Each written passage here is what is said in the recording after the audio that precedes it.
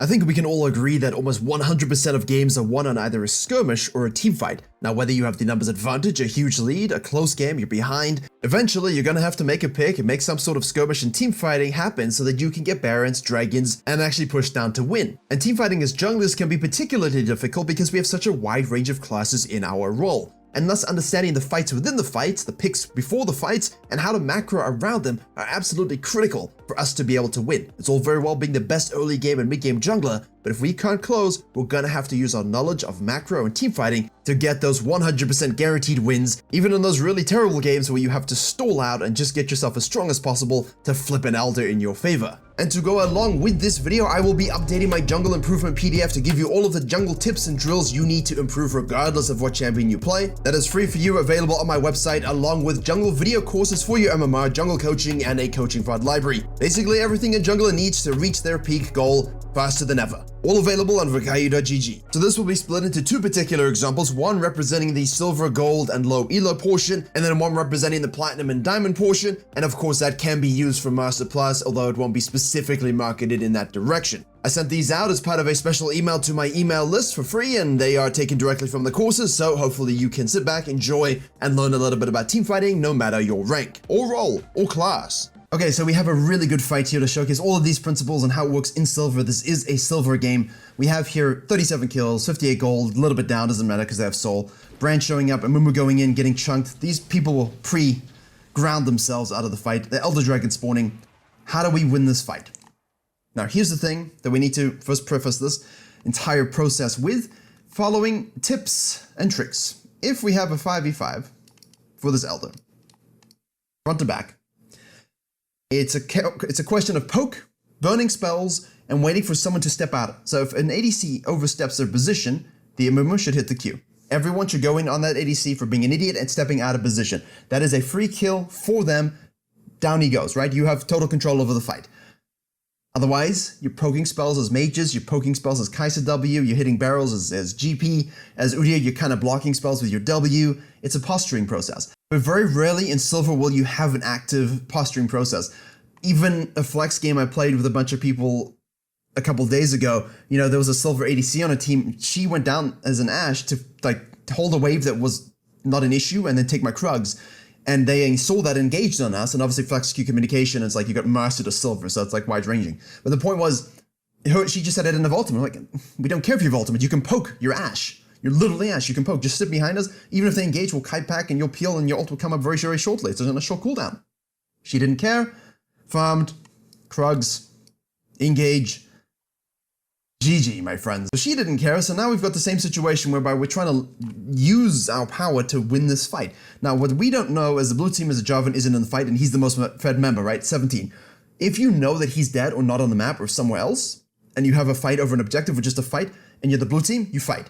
Level 17 guy's not in the fight, you go for it. The most fed member's not in the picture, you pull the trigger, you fight, end of story. There's no what ifs, it's just go, okay? The trigger pull always reigns supreme. Now, what Sivir's gonna do is actually push up to this wave here. It doesn't matter, she doesn't need to go for this because our issue is with the rotations, do they cut down here and flank us unsuspectingly? They can't because the wave is here and that's a juicy wave that will push a little bit for us. There's no need to go to this. There's literally zero need to go for this. If you're the Kindred, if you're the jungler and you're doing this, don't. Now, second thing is, of course, approach angles, okay? We need to talk about this approach angle thing, whether it's mid lane, Baron, Dragons, it doesn't matter. If Udyr flanks from this way, and let's say that GP does as well, that's 2. And then the rest of our team flanks from this way, right? That's 3. Now, the enemy team could be as a 5er right here. So what would you do if you're the 5 team? If you're the red team here and you have 5 people in this pit right here, right now, and you see 2 from the top and 3 from the bottom, what do you do?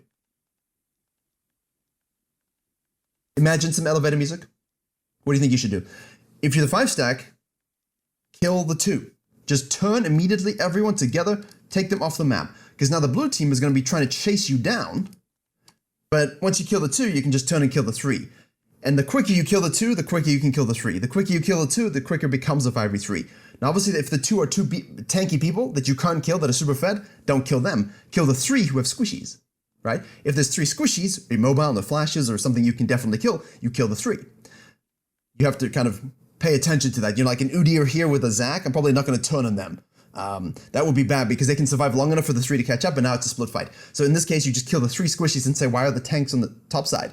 And the squishies on the blue side will say, yeah, where are my tanks? Why are they on the top side? And you create confusion, and you win. It's very easy. So if you are the Udius team here, please be very careful not to split too much up from your team. Now the Udi is actually going to do this. He sees the ward here being placed. Remember, you can left click the ward and hover. Gwen placed it. It'll be on the top left in game. Top left warding thing. You can quickly hover, as you can see there, who placed it. Mechanically, you have to be super, super quick. It's not actually easy to do, but in theory, if you have the time and the mechanics, go for it. I mean, if you're a Vayne main, of course, you think you have the mechanics, right? Now, Gwen's going to place this. Seraphine's in the pit. Aurelion Sol's going to check and ward over the wall, which is very, very stupid when they have an Amumu tank engage over the wall. If they have map scaling, don't do this. Save it for your support. Unfortunately, our support is down here. And we'll talk about the mage in a second. So Jarvan's late to the fight. Let's see what happens. Aurelion Sol moves to ward. And Mumu says, my time is now. And he's going to go in. Because he says, I can hit this, start the Baron up, the Dragon up, excuse me, and kill this priority target, this Aurelion Sol, except it's not the priority target. However, I like the trigger pull moment. Now, where things get messy is the following scenario right here. You can see it. If you're a mage, what's your job, do you think? Poke initially, but then also backline damage. Burst procs, disengage, CC, using your spells. This guy, okay, is on the bottom left here. He is not going to use a spell for the longest time. We have a Seraphine trying to save the Aurelion Sol. We have a Gwen, a super fed Gwen by the way, who can easily 2v1 on an Udyr who's going to be running away. You can see his body language, he's running away. And a GP who's a little bit like, well, there's an Aurelion Sol here that I have to avoid. The zoning tool, that's a bit of an issue. Should probably use yellow. Now the problem is, this is a good pull. This is a good pull. We can do this, we can kill him, we start the dragon up, thumbs up. Now the problem is, from the blue team's perspective, if you're the mage, and you can be any jungler in this particular case, you don't have to be a mage necessarily, just someone that says, wait, why did Amumu and Zed go over the wall to kill the Aurelion Sol and waste all their spells? Because now there are 2 in the pit, and Jarvan's coming. From the red team's perspective, you see the Jarvan coming, right? So we have a 3v2 in the pit. Jarvan, Brand, Seraphine, 4v2 technically, because you have the Aurelion Sol. But he's dead, right? He's dead, so Jarvan will be the 3rd. Like his father. He's the 4th. Anyway, so what we do is we kill the 2 in the pit here. Now, if we were just sitting in the pit here, right? We would currently have a 3v2 incoming with the Jarvan. And most notably, if we had activated our ultimate as Brand, and the stun and everything like that, Flame Horizons as it were in our spells, the Amumu's definitely dead. Seraphine has her ult to hit anyway, so if you root the Amumu in position, maybe you root the Zed as well, her ult becomes really easy to hit. And then you're looking at this and you're like, okay, look, she's chasing this Udyr away. The Gangplank doesn't know what to do. The Gangplank's like, should I barrel over the wall because I ulted? Or do I go for this? Because he ulted, right? He has no ult now. They used 2 huge ults just to kill the level 14 Aurelion Sol, who was going to die anyway pretty quickly. So the Udyr's running away, Sivir's coming down, and Jarvan's coming down. So if the Brand just decided, instead of flanking, like you can flank here as an assassin, for sure. If you're a Rengar, if you're a Kha'Zix, if you're Nevlin, this is a great flank, but at the same time, you could just kill everyone in the pit. Like, you don't need to go face first here. They're focusing heavily on the Aurelion Sol. The Amu's burning his ultimate, so just kill the Aurelion Sol. The thing is, right, from the red team's perspective and why they should win this fight, okay, they should win this fight, alright, is because they currently also have the Jarvan doing this. So he can choose what to do. If the Brand stays in the pit and kills the Amumu with the Seraphine, they can probably kill the Zed. Zed maybe goes back over the wall. That's okay. Jarvan can flex his decision making. But there's a level 14 versus level 17. The Jarvan's full build. He can easily kill the Sivir.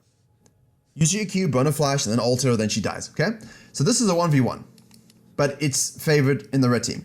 In the pit here, what we should have is a 3v2 for the red team, but it's also favored. From the backline here, we have a 2v1, right? But I think it's a bit equal. Probably favored in terms of numbers to the blue team, but it's still favored to the red team. I apologize for the 3v2 being inverted, but yeah, the 3 is for the red team, yeah? So what we're looking at here is a scenario where the blue team, just for clarity's sake, teacher of me wants you to have that, they win every micro fight within the great fight. Now, whether it's a piano accordion fight and everyone's stretched out like this, or everyone's super condensed in the pit, it's the same thing. It's always the fights within the fights, as we've been discussing. Good trigger pull by the Mumu. But now, because the brand has decided to flank around the backside to make this a 2v2, it's silly. Because your level 16 Gwen can take on a 15 Udyr and a 15 GP, although they can still definitely handle it themselves. What they should be doing is just making sure that these two in the pit die, because they've segregated themselves from their team, right? They're here, and the rest of his team is here, and Sivr's a coin flip rotating. So currently no Jarvan, no Sivir. So what happens is the Udyr actually runs way too far away, which is very typical for silver players. Please don't leave. Look where he ended up. Please don't leave the fight. Like, the gap here is huge. He ran away without recognizing anything else that was going on. You have the Udyr, you have the GP, you have the Zed, turn and kill the Gwen. So technically, right, apologies for hitting the microphone there, technically we have here this, and Sivir can do this. So the blue team now, because of the brand's misposition, and you can see him on the minimap here, he's coming from underneath, because the Jarvan's not here, because the Aurelion Sol is dead, we suddenly have like a 4v1, 5v1 on this Gwen that we could try and do to kill her, get a numbers advantage of a 3v5 now because Aurelion Sol's dead, Gwen's dead, and then we can chase down the rest of the team. That's what we can do, and the reason we can do it is because Jarvan was not on the picture, late. We pulled the trigger to punish that, but Brand is costing his team here, because what happens is, the charm from the Seraphine ult hits, Zed basically now has to go and ult to survive, and does so, kills the Gwen. So this is what's really fascinating here. Let's just play that again. It's tough for team fights. Okay, so play at 0.25 speed. So currently the Aurelion Sol is dead. The Seraphine's gonna hit her R here. We have the Brand coming around the wall, okay? Now the Gwen says, hey, let me kill the GP. Now, the Duty did a good job spacing. Like, he spaced away so that we know straight up that the Gwen can't kill us. So the Gwen is forced to swap targets. Target swapping, very, very important. Something we talk about more in gold and platinum and diamond. That's really what makes beautiful team fights, is target swapping, okay? Hey, this person's on me, they ran away, okay, who's the next person? Don't chase, okay? Don't always chase, hit who's in front of you, as we've been talking about. So the Sivir looks like she's going for the Gwen. The Gwen recognizes, uh-oh, nah, man, it's 3v1. I better go back over the wall, you know, because this don't look so good. And for some reason, she has flash. So, you know, the itemization thing you're going to read and listen to, I don't mean any insult, but, you know, just copy what you're meant to be playing. Ghost is best because we, of course, have E. We don't need flash. And the movement speed would allow us to stick to the Udyr and perhaps chase him down a little bit. Healthily, not bad chasing. Brand is sitting here with no spells, no ignite. Like, that's a full ult channel plus ignite. Zed dies. Amumu dies. Gwen doesn't have to go over the wall and can stay backline. Jarvan can EQ alt dunk over the backline. Herald, Elder Dragon, end the game. However, because of this, Gwen is now forced to go down this side. Zed says, okay, you know what, I'm just going to straight up ult this Gwen to make sure she dies, which of course from his damage profile you can see he has a lot. She does in fact die quite quickly. The Amumu is still living. The Seraphine has now created space. Why is she created this way? Like, she isn't in here healing. She's afraid because she's by herself and she sees the fact that Sivir's coming and they have 3 people here. So now she's worried about this flank from the top side. The complete separation of the red team's positioning is giving blue team a freebie, even though their positioning was not, it wasn't as bad, but it also wasn't good, right? So the Brand here is actually the single reason why they lost this fight, because over the wall he actually hits spells now. He actually chucks his ult, but imagine he did that already. And the Zed is going to get out here because the Zed 100% would have died with an ult plus all of Brand's damage, and Gwen could have stayed in the back line, and then everyone could have just chased down. Seraphine follows through with the Jarvan and so on. Now the blue team has 4 and they have 3 because of this. Okay, so the Gwen makes a mistake too, but the Brand is the singular reason why this isn't a total, complete dominated fight. So if you are in this position as a Brand, it doesn't matter who you are, and you can just kill the 2 who disconnected from their team, kill them. Now you have the numbers advantage. Sure, Aurelion Sol dies, but now you have killed 2. Sivir was out of position, so she gets punished for it. Jarvan was out of position, but he's level 17, so he can show up and clean up. That's what a Feb member can do. So now what happens is Gangplank can barrel freely, and the cleanup position is very, very important because we have the ability for our entire team to now walk over this way. Our entire team can now walk together and chase it down because we have 4 v3. We now have pure numbers advantage, and we can play it front to back, so let's see how the front to back stuff works. Udyr says, all right, I'm gonna go in. Brand is out of position, like he's trailing here, and we're just gonna leave him alone. This is exactly what I was talking about with the 5v2 and the 5v3, right? Except the Brand has created that by himself. There's 2 here, 1 here, and 4 in the middle. It's the same thing. So what do you see if you see one person in the back line? In theory, I would like to just kill the Brand, because he looks like he's 211, but he's got a lot of damage. And then we can kill the rest. However, we decide to go straight up for the Jarvan, who then ults the Udyr, focus him down, not really doing much. Again, you see the problem? You see why I said if the tanky people are the 2, just kill the 3? Takes too long. It just straight up takes too long. Whereas if we just turned and killed the Brand, right, he's dead and now we can flank her over and get the kill. However, it's still okay. Because we are tanky as Udyr ourselves, we can take and absorb all the damage. We have the Udyr Phoenix ult going onto the Seraphine, so it's a really good awakened R by the Udyr onto the Seraphine, forcing her to be detached from our team. We can chase down the Jarvan. The Brand, again, tried to do as much as he could in the backline, but he's not in this fight. He's trailing the fight entirely, and fortunately did work out for us. However, do be careful against certain champions. You try this, like the Jarvan was beatable and he didn't play perfectly, but if you did that against, say, for example, me, and I was that Jarvan, I'm ulting and I'm Volibear, I'm ulting the backline and killing your squishies, and my Brand will come and clean up with me. So it's good here. They played it well. The Udyr tanked everything, used the awakened R on the Seraphine, who forces it that direction.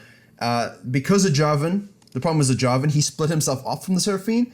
Now it's easy, right? It's just a 3v1 kill to 2v1 kill. And the Brand is just on the backside, right? The Udyr is just like, all right, I'm gonna do the Elder. So now it's a 3v1. Now you just can burn the Elder Dragon. So this, for me, the Brand is the singular biggest blame in this team fight, 100%. There's no reason for us to be here. Just leave, it's Brand, just leave. Because as you're seeing, there's definitely this proponent of this isn't almost as structured as, you know, it may seem in low elo. These pets, man. In low elo and silver and bronze and gold and those team fighting mechanisms, you really are seeing a lot more 4v5s, 5v5s, and 3v3s. And so it's very important to understand the fight within the fight and the numbers within the numbers. In these examples, okay, it's very much about who's making the pick first or who's so drastically out of position that I don't know what they're doing. We have here now an Aatrox who is fed. We have here a Nocturne, 653, total gold, 10k, 1100 ahead of the Jarvan. We have a Vex over here, no TP. We have an Urgot right here. This is a great example, extrapolating on our mid-game talks, on our mid-game understanding. What is going on here on the map? Well, I'm glad you asked. This is down, this is down, this is down, this is down, this is down. So now this is more of a higher elo platinum game. You're seeing it 20 minutes, a much better game state than our P2, P3 exemplars that we've had so far. Obviously, the whole point of the course is to keep building up the power so that you see how much stronger it gets in platinum, and I think you're seeing that. And in the next example, you will definitely see that. Turrets are being taken. Damage is being done to them. We are using a Herald here finally at 20 minutes to bust us open. So the blue team are like, okay, we're going to try and hold this right away. Let's just move this out of the way as well. We're going to try and hold this. Vex is seeing this pressure point, and much like a jungler who I tell you to path outside in to join your team, it's always in the videos, she's cutting him. She's like, oh boy, I see this Herald is being used. It's going to cause a pressure vacuum, which means just like in the macro point of view you just saw now, I'll draw it on the minimap here, you're going to have a bit of the sucking effect, but because these turrets are down, it's not so bad for us, right? But at the same time, where's the Nocturne? Where's the Aatrox? Is this guy going to TP in? There's too many questions. He doesn't even have TP, but they do. So in essence, for team fighting in Platinum and Diamond, there's a lot more that goes into the setup. And champions and players will recognize these things more than they ever have in any game you've played in League of Legends so far. You're like, whoa, they're pulling the trigger. Why did they do that? Oh, they knew I didn't have TP. They will just know this knowledge based upon observation and playing the game and remember it and then use it in a fight. Whereas in low elo, you're not really thinking about that as much. So basically here, let's see what happens in this next team fight. We have obviously a equal game state.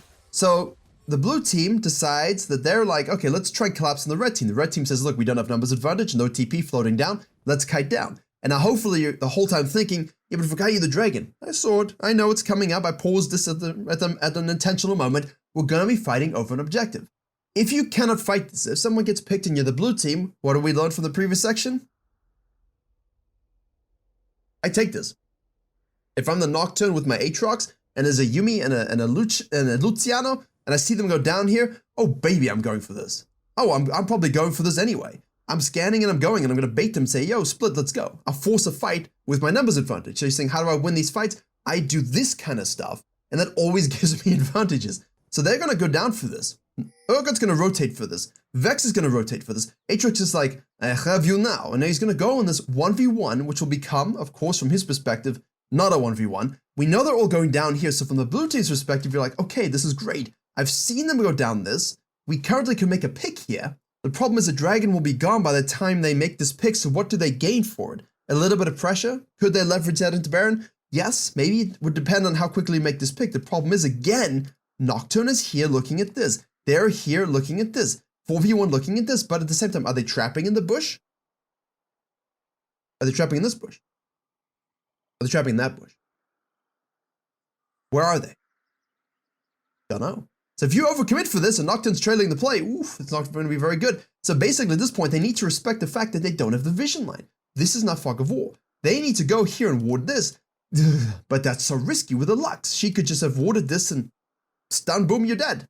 Vex, Jarvan, you could be doomed. So what do we do to mitigate this?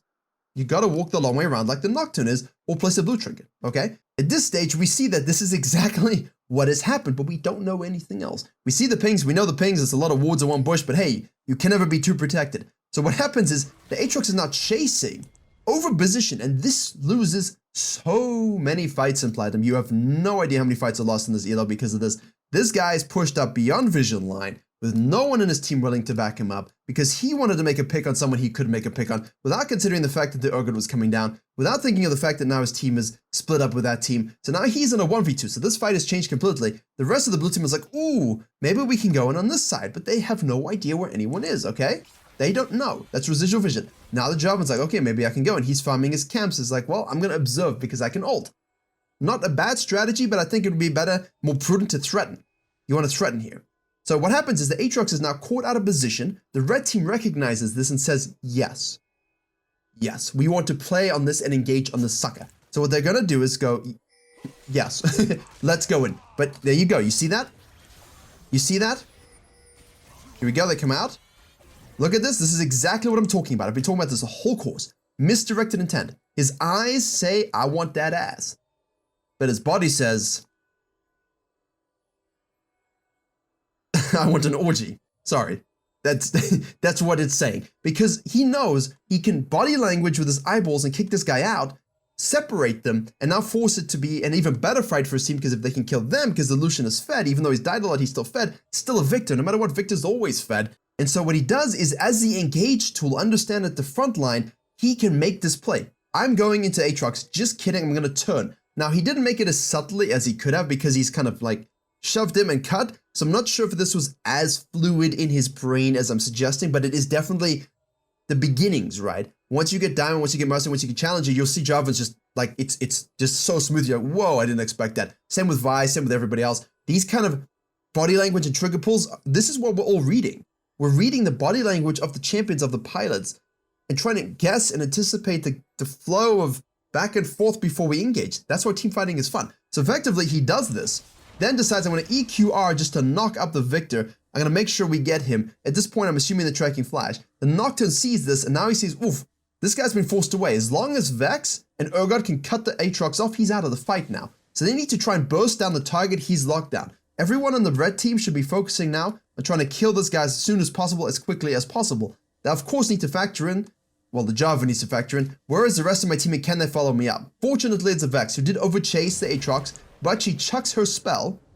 Nocturne goes in. Where do you think he's going? Probably going onto the Xayah, which is great because now he darkens the map. Obviously, we don't get the same effect in-game, right? He's going to try and go on the Xayah, who's their ADC. She will have ultimate available, so he won't be able to kill her immediately. But the Jarvan is like, if I dunk this Victor, can I kill him? Because now they've separated this whole fight into Aatrox on the top side, one guy in the middle, two people here, and one person here. So they've split their 5 into weird different positions. 4 different positions, where they largely are coalesced and Vex is an entry point, okay? So let's see how it plays out in slow-mo. Okay, let's see how it plays out at 0.5 speed here. So he goes onto the Xayah, 0.5 speed while pausing. Lux is able to follow up and kill the Victor, very, very nice. Now you look at it, okay? Now it's a 5v2 with a 2-man backline here. The next focal point for the blue team to try and get something back here is, can we kill the Xayah? Xayah ults to reposition. The Vex says, listen, what I'm going to do is go backline here and zone the damage. This is exactly what you want to do. The Vex just wins this fight with his position as the assassin. So if you're the Blue Kayn, if you're the Rengar, if you're the Evelynn, you look for this entry point, whatever it may be, from whatever angle you need to go. Get these two out. Kill them. Destroy them. Remove them. So that your team can leverage the 4v2, and kill the Nocturne and kill the Aatrox. Focus the one guy killing your ADC first, okay? And then kill the Aatrox. And of course the Vex can do the job zoning. Even if you can't kill, even if you die, it's fine. Because they'll kill the Nocturne. The Xayah is just about to live here. They'll stun and chain down the Aatrox. The Vex, obviously this particular stage, as we play this again, watch. Dunks, follows, ults in. Jarvan focuses a little bit on the Nocturne. Once the Nocturne's dead, decides not to go and protect the Xayah. She should be fine. Let me flash EQ to protect the Vex and try and get the kill with the Vex. Beautiful swap by the Jarvan. Now we all kill the Yuumi. They've aced them. Textbook, perfect swap fight, directed by the Engage and everyone knowing their role. And what I loved about it was the Jarvan target swapped beautifully. He initially, body language, pushed this guy out of position. I'm coming for you, just kidding. I'm coming for you guys. Goes on the prior target he wants to kill, which is the guy with no dash, right? Lucian has a dash, Victor doesn't. Which means now we can focus on keeping our ADC alive. We target swap to this. We kill this. We don't focus on Aatrox now. That's a 3v1. They can handle that. Turn and make it a 2v2, where the 2v1 is an advantage for the blue team. Now it's a disadvantage for them, because a 2v2 with the Fed Jarvan is not where they win. Beautiful. Beautiful example of the next level team fighting I expect from someone who wants to become Diamond. Okay? Much better. Now, consistency of execution is obviously the big issue, because Jarvan's team doesn't win. And if you enjoyed this video, please consider obviously checking out the courses and Virkayu.gg for jungle resources. But also, if you want to know about how to climb in the mid game, click the video in the box in the top right.